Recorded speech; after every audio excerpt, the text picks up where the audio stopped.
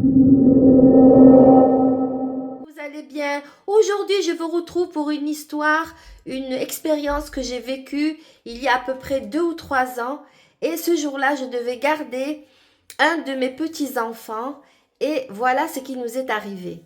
Ce jour-là, les parents devaient aller à l'hôpital. Ils devaient pas rentrer de sitôt.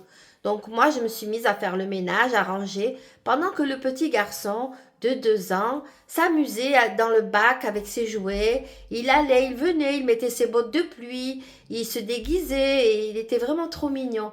Il allait et venait et moi, je me disais qu'il fallait que je sois prudente. Du coup, j'ai activé tous mes sens, tout pour être vraiment attentive.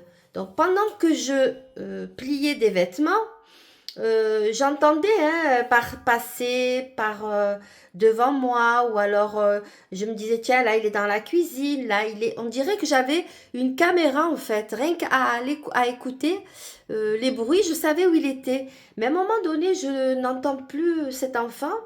Par contre j'entends croc croc, c'est comme un craquement, comme un je sais pas comment dire, comme quelque chose qui se tord en fait.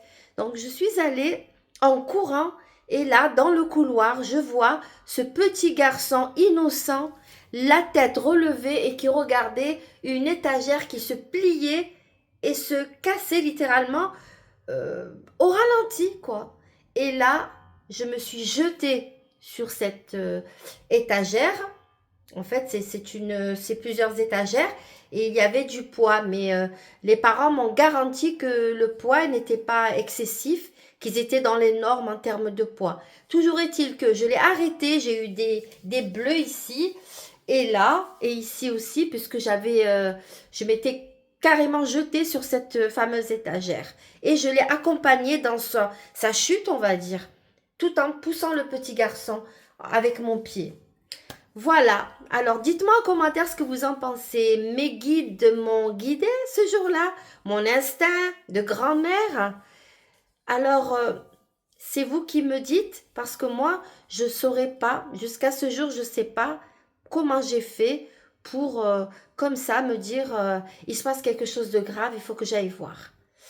L'enfant est sauf et franchement, j'aimerais pas revivre une telle expérience. Likez, abonnez-vous, dites-moi ce que vous pensez en commentaire et faites très attention parce que le paranormal n'est jamais bien loin.